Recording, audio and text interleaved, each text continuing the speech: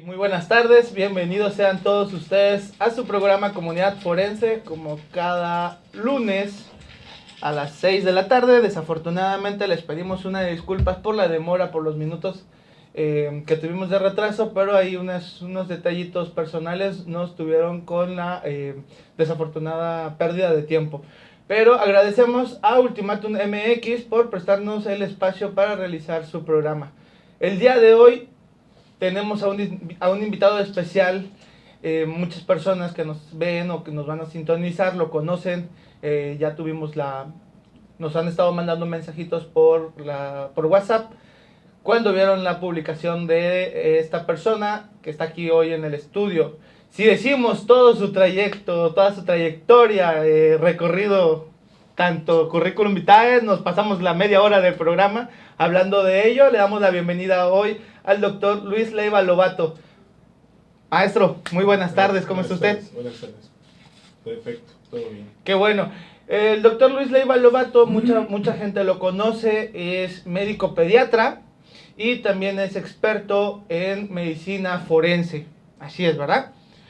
El día de hoy vamos a tocar el tema con él de medicina forense. Todas aquellas personas que tengan alguna duda, pues ya saben, nos pueden contactar por medio de inbox o por las redes sociales, que es Ultimatum MX. Terminando el programa, también los ingenieros nos hacen el favor de subirlo al canal de YouTube, que es Ultimatum TV. Doctor, muy buenas tardes y bienvenido. Muchísimas gracias. Por asistir el día de hoy. Ahí hubo un detallito, pero pues bueno, discúlpenos por la demora y bueno, vamos a empezar rapidísimo con el tema. La medicina forense, usted tiene una larga trayectoria en esto y desafortunadamente pues podemos empezar a tocar el tema. No tuvimos la oportunidad de platicarlo el día que pasó, pero desafortunadamente perdimos hace poco a uno de los grandes también en lo que es esta área, ¿no? Que fue el doctor Pompeyo en la Ciudad de México. Sí, desafortunadamente, así fue. Creo que estuvo usted en colaboración con el doctor Pompeyo allá también en la Ciudad de México y era un muy buen amigo de usted. La verdad, el doctor Pompeyo era una persona extraordinaria, no solo para mí, sino creo que para todos los que tuvimos la fortuna de conocerlo. Él empezó siendo mi maestro, después empezó siendo mi hermano, mi amigo, y finalmente pues era como parte de mi familia. Sí, verdad, yo tuve el gusto de conocerlo cuando fui a la Ciudad de México y usted nos comentó que habláramos con él allá en la Ciudad de México. Y también desafortunadamente tuvimos una pérdida en la familia que fuimos hace un tiempo y que pues a mí me gustaría no dejarlo también pasar el tema, la pérdida del doctor Matos, que fue un gran amigo dentro de la familia forense de 5 años para acá, 6, 7, 8 años para acá, en lo que yo ingresé a su familia, porque pues prácticamente ingresé yo a la familia de ustedes. No, con el doctor Matus teníamos una amistad larguísima de más de 20 años de conocernos. Estudiamos maestría en criminalística juntos. Tuvimos la fortuna de trabajar, antes de trabajar en el CEMEFO de aquí de Tuxtla Gutiérrez, tuvimos la fortuna de trabajar él y yo en algunos temas forenses, y la verdad un tipo con mucha experiencia, que sabía demasiado, y otro forense muy bueno que acaba de fallecer, pues el doctor Cerón, otro gran compañero, también compañero de la maestría, y que desafortunadamente el día jueves se tuvo que... Perdió la batalla con la batalla del COVID. Con esta problemática que tenemos, que nos está atacando últimamente. Pero bueno, desde acá les mandamos un fuerte abrazo a las familias de estos 3 grandes doctores y nuestros más sentidos pésames de parte de la familia Ultimatum MX y parte de todo el cuerpo de trabajo que convivimos con ellos. También les mandamos un fuerte abrazo y los pésames y pronta recuperación. Maestro, doctor, jefe, ya sabe cómo lo trato. El servicio médico forense, o bueno, la necropsia de ley, ¿por qué tanto auge en ese tema? ¿O por qué tan importante dentro de una investigación? Es la base de inicio de muchas investigaciones. criminales.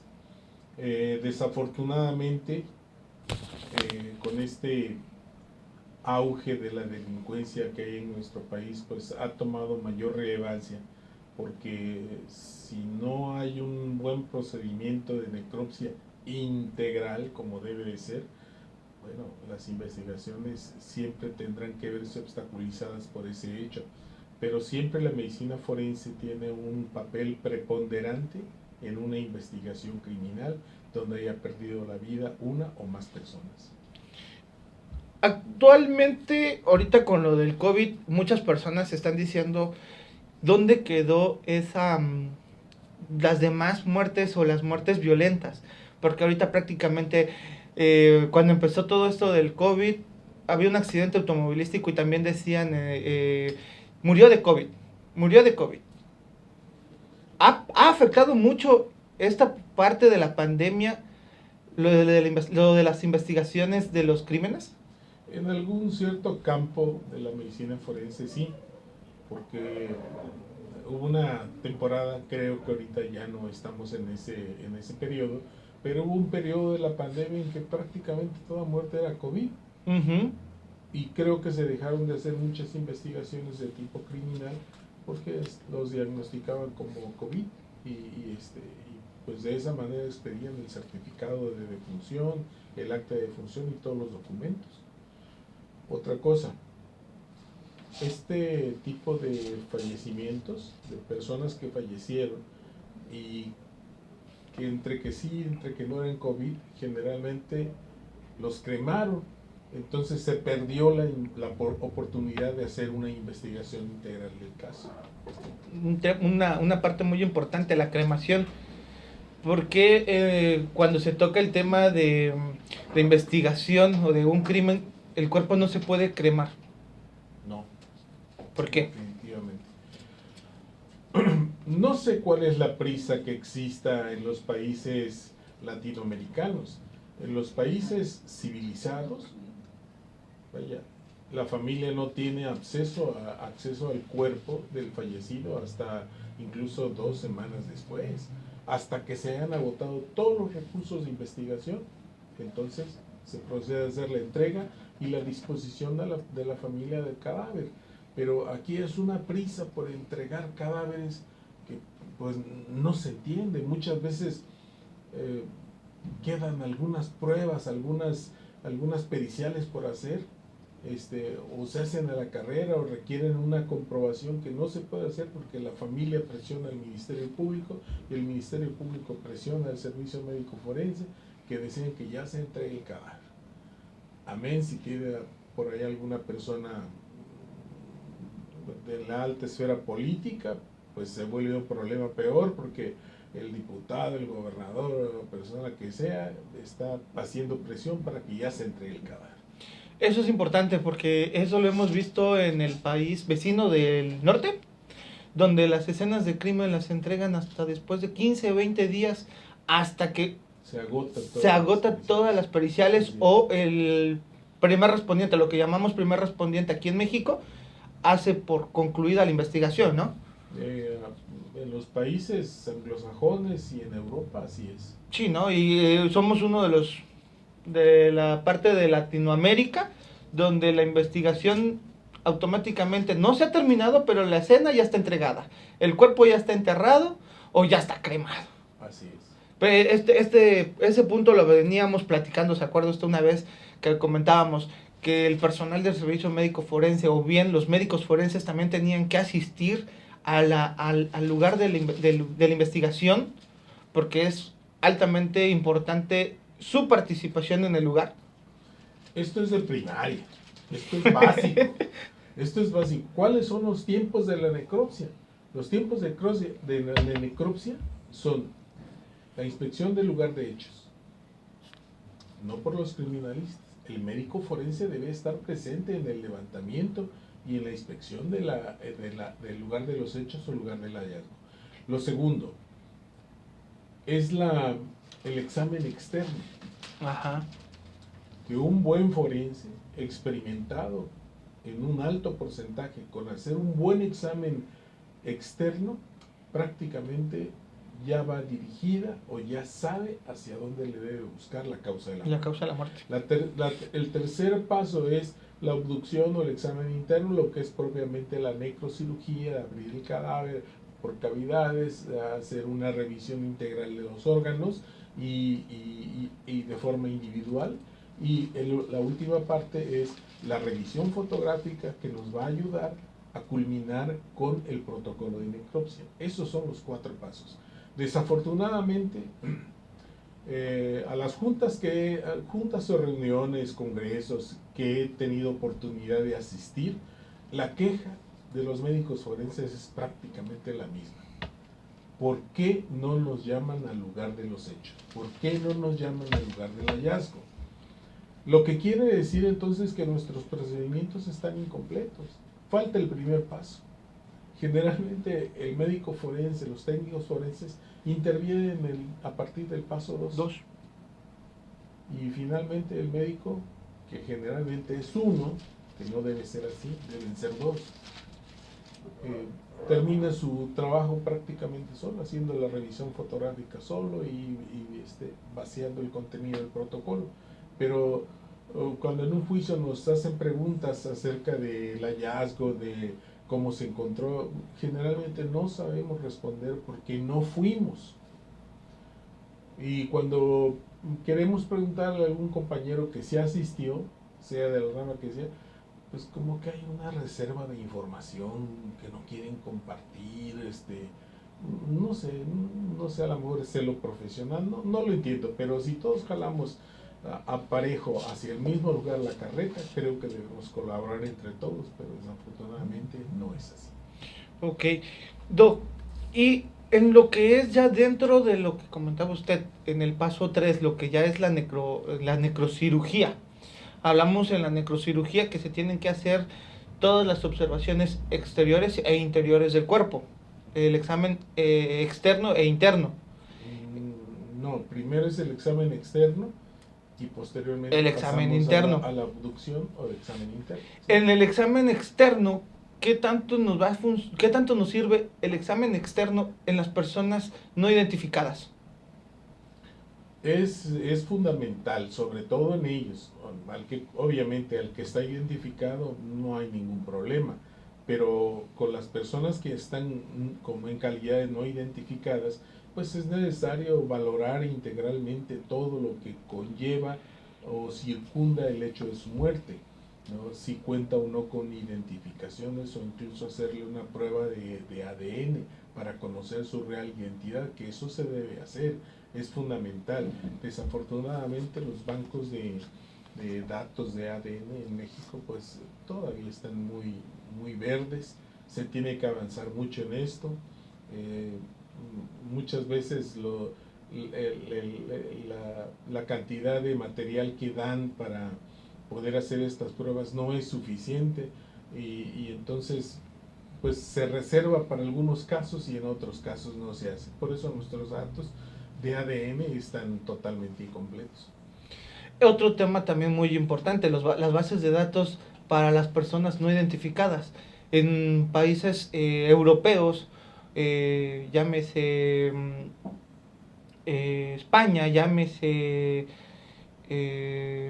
Noruega y todas esas zonas de esa parte de ese continente, tienen una base de personas posteriormente de cuando cumplen la mayoría de edad, entran a una base de datos y cuando no son identificados o su cuerpo queda como no identificado, es más fácil de identificarlos. En México todavía se está iniciando, que tengo entendido que todavía se está iniciando con esas bases de datos, ¿no? Que según se iban a coordinar con el INEGI, la Sedena, y por ahí creo que lo que son tránsitos estatales, porque son donde tienen la mayor cobertura de huellas dactilares para hacer la identificación de algunas personas que fueron encontradas en algunas fosas comunes. Hace un tiempo la Cruz Roja Internacional, no la mexicana, la internacional, quiso intervenir en esto. Entendí que era una cuestión de humanismo, colaborar con ellos, Desafortunadamente, en algunos estados no hubo respuesta, en otros hubo una respuesta pues, más o menos. Y me parece que en el Estado de México, en el Distrito Federal, sí, lo que antes era el Distrito Federal, que ahora es la Ciudad de México, sí hubo una buena respuesta. Pero hasta organismos internacionales han querido colaborar en esto. Puedo decir que con un éxito más o menos. Nos pregunta Sara Maldonado, y es una pregunta, ¿la medicina forense es lo mismo que la genética forense? No, son dos ramas diferentes. Son dos... La genética forense es una rama de la medicina forense. Y son dos laboratorios muy apartes. Total. Y nos pregunta también Cristo Moreno, ¿la medicina forense puede reconocer cuerpos en descomposición? Sí. Y no nos olvidemos que quien es una de las personas que más ha colaborado con este tema es el doctor Hernández Cárdenas, ¿no? Sí, el trabajo del doctor ha sido excepcional. Le han dado incluso más crédito en otros países que en el nuestro. Pero sí, su labor ha sido muy importante. Pero esto también es una pregunta de primaria en la medicina forense. Lo primero que hay que saber es, ¿a quién tengo aquí? Así es. ¿A quién tengo aquí como persona fallecida desconocida? Esa sería la premisa. Y la obligación de todo médico forense, colaborar para que esa persona tenga su identidad propia. Y vamos a basarnos en esta pregunta, Doc. ¿Cómo le podemos hacer para identificar? Nosotros ya sabemos cómo se hace. ¿Cómo hacemos para identificar en osamentas o en osamentas, cómo identificar entre un cuerpo masculino con un femenino? Hay varios parámetros, el cráneo es uno de ellos, la morfología de la pelvis, la longitud de los huesos, el grosor de los huesos. Todo eso nos puede ir haciendo inclinar la balanza hacia un lugar determinado, si es hombre o mujer. Pero sí se puede identificar, por supuesto que sí. Sí, y eso es sumamente importante antes de iniciar o de empezar todos los estudios, ¿no? Identificar primero qué es lo que tenemos de frente. Porque no vamos a terminar diciendo, y hasta el final del estudio poner, es mujer. Bueno, hay muchas pruebas que se pueden hacer antes. Obviamente podemos llegar hasta la última, que es el ADN.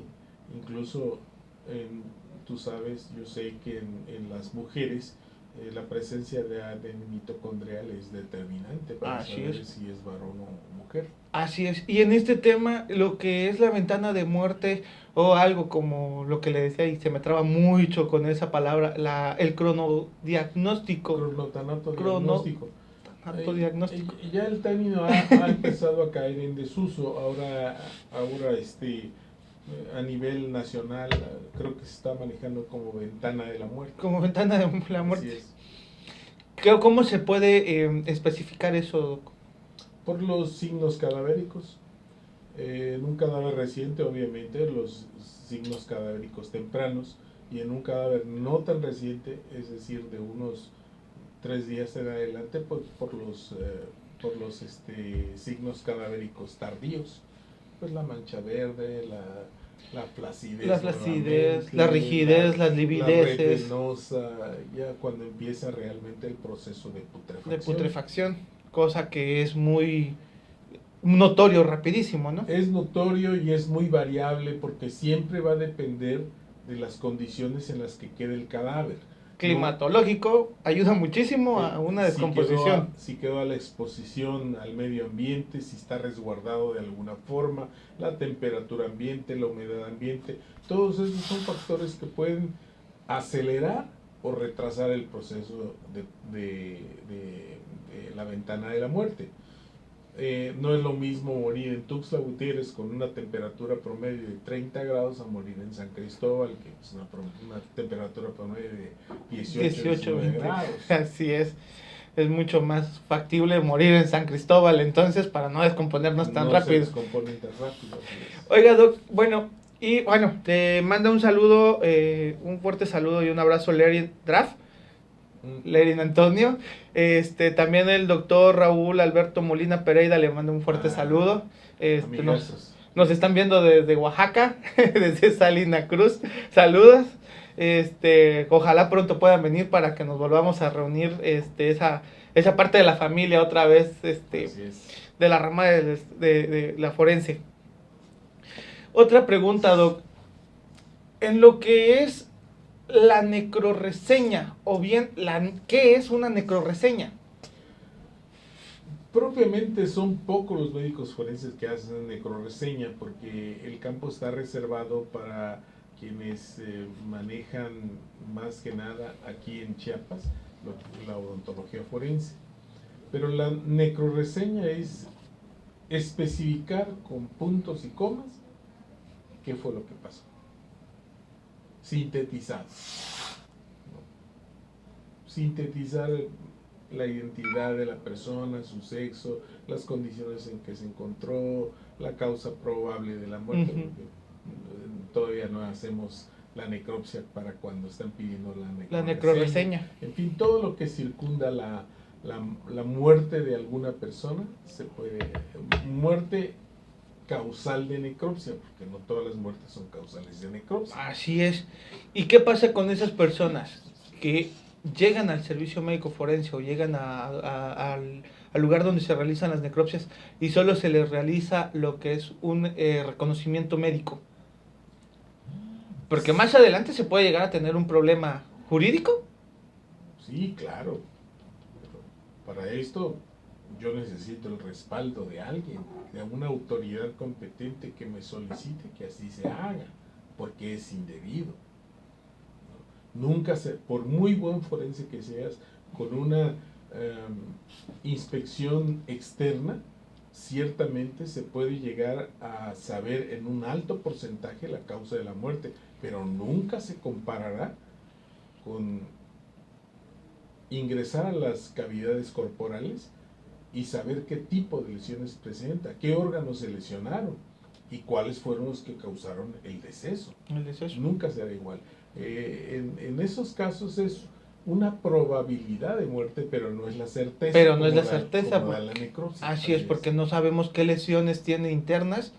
Podremos ver el orificio de entrada de un proyectil de arma de fuego, pero no vamos a saber qué tanto lesionó por dentro, qué órganos lesionó, ¿no? Y si es un calibre chico, hace una desviación, pega. Tiene el orificio de entrada en el pecho del lado izquierdo. Y lo encuentras en el abdomen. ¿Qué tanta lesión hizo? O tiene la entrada en la espalda y la salida la tiene al lado del cuello. Así es. Ahí son cosas que no, ahí sí no sabes no tienes la certeza qué tanto daño interno tiene y eso no va a tener ningún valor en una... Ahora dime, si tiene el orificio de entrada en una parte y la salida en otra, así presenta este reporte que me dijiste, ¿y quién te lo va a creer? No, pues pensará en ese individuo, está mal, ¿no? Dice que tiene perforación de tórax derecho, pero la salida en el cuello. Entonces es necesario saber qué fue lo que pasó internamente para poder determinar. Hace muchos años a mí me tocó ver a un individuo que tenía un orificio de entrada en la espalda a nivel dorsal y tenía 2 salidas en el cuello, pero solo un orificio de entrada. Casi desollamos el cadáver para saber qué fue lo que pasó. Resulta que el proyectil ingresó efectivamente en la región dorsal izquierda y salió en la región supraclavicular derecha. Pero el proyectil en su trayecto chocó con el manubrio del esternón y se fraccionó. Se fraccionó en 2. Entonces había 2 orificios de salida, ¿no? Pero se determinó que el proyectil había hecho un recorrido de tal manera que impactó el manubrio del esternón, ahí se fraccionó y tuvo 2 salidas. Sí, y eso en un reconocimiento médico, pues... Incluso con... ¿Cómo comprobarlo? Con quien era en ese tiempo el director de periciales, tuvimos una plática un poco acalorada porque él me decía que eso no era posible. Pero los hechos ahí están. Él no vio el cadáver y yo sí.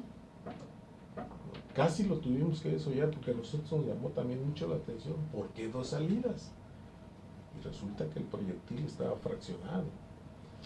Otro caso de estas balas que llaman matapolicías. Matas policías. Le impactaron en el tórax izquierdo y dejaron un boquete que parecía que le habían dado con un hacha varias veces ahí, ¿no?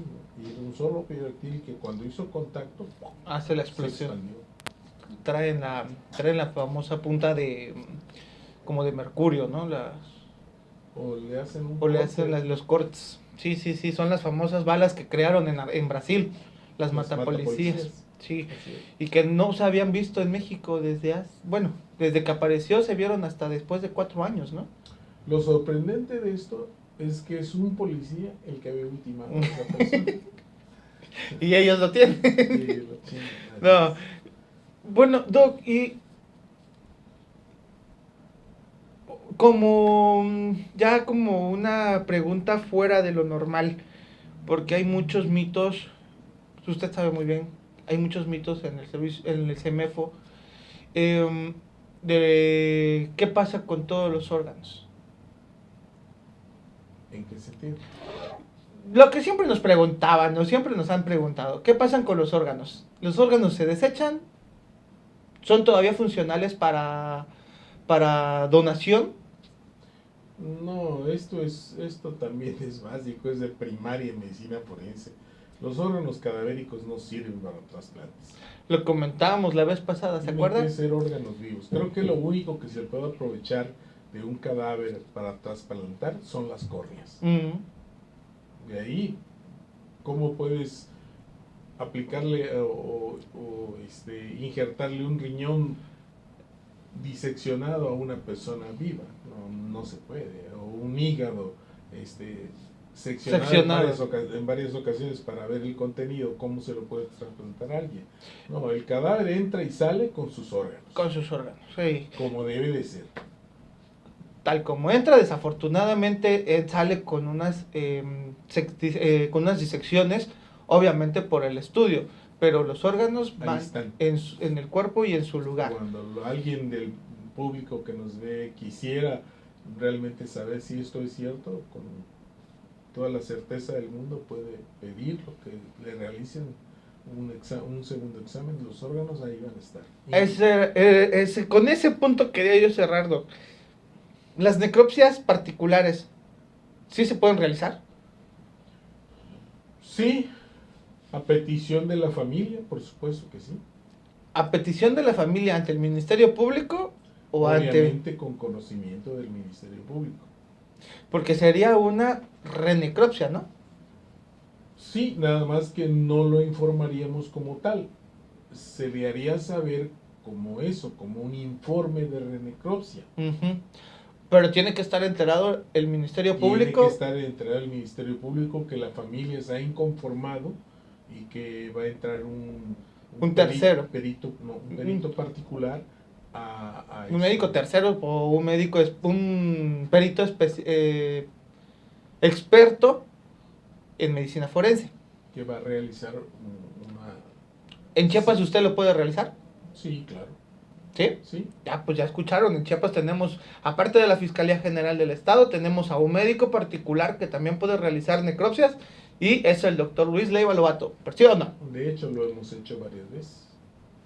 Pero no nos olvidemos que la Fiscalía o bien el Ministerio Público que está llevando a cabo la investigación tiene que tener la información o mínimo tiene que estar informado que ese estudio se va a realizar. Sí, normalmente los médicos más éticos son los forenses. No podemos mentir, lo que decimos, ahí está, y se puede verificar. Desafortunadamente en alguna necropsia que hicimos por ahí, pues no se encontraron algunos órganos. Ignoro la causa porque nosotros ya éramos tercera manipulación. Lo hicieron primero en la fiscalía, luego en la funeraria. En la funeraria. Y nosotros fuimos los terceros. Así que nunca supimos qué pasó con algunos órganos que no se encontraron. Sí, porque no nos olvidemos que después de la fiscalía, el segundo en tocar el cuerpo es la funeraria a la hora para de hacer la preparar, preparación sí. y posteriormente pues ya entraría el segundo examen de... Y hasta en eso tenemos que ser éticos. Si no estaban los órganos, pues decimos que no estaban. Así es. Si encontramos algo que no estuvo correctamente hecho, pues tendremos que informarlo, que no se hizo correctamente, ¿no? Así Me es. parece que en uno de los casos que vimos,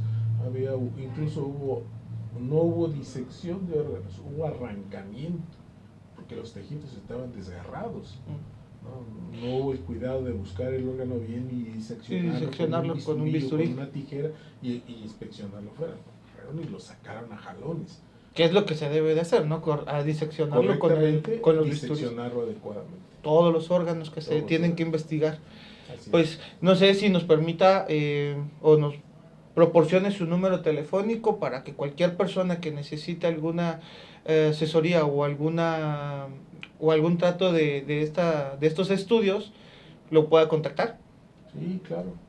961-171-6988. Tienen el número telefónico, también de igual manera en Facebook lo pueden encontrar como Luis Leiva, sí, ¿verdad? No más. Pues le manda saludos también el joven, digo joven porque pues ya lo conozco, es también de la familia, el joven Amado Acevedo. Joven Amado, saludos. Como le vuelvo a repetir, casi toda la familia de CEMEFO nos estamos viendo. Pues bueno, desafortunadamente el tiempo se nos va volando, el tiempo es rapidísimo aquí en el programa.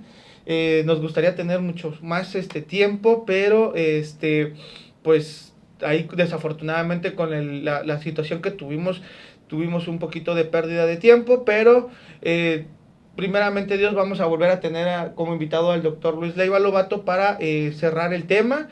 Y pues puedes decirlo con toda confianza. Cuando venía para acá se me ponchó una llanta y me quedé tirado. Así fue, por eso empezamos tarde. No, esto suele pasar. Esto pasa más cuando son programas en vivo. Las llantas no tienen palabra de honor. Más cuando son programas en vivo, esto suele pasar. Ahí nos retrasamos por alguna situación. Pero bueno, muchísimas gracias por acompañarnos el día de hoy. Le damos las gracias nuevamente a Ultimatum MX por prestarnos sus instalaciones para realizar el programa Comunidad Forense. Nos vemos la próxima semana, lunes a las 6 de la tarde. Los invitamos a seguirnos también a las 8 de la noche aquí en Ultimatum MX con las noticias. Y no se olviden de darnos una palomita para que podamos seguir dando a conocer nuestro programa. Denos compartir por favor y síganos en canal de YouTube en Ultimatum TV. Muy bonita tarde y bueno, maestro, muchísimas gracias por estar con nosotros y por regalarnos este valioso momento de su tiempo. Gracias. Muchísimas gracias, nos vemos la próxima semana, hasta luego.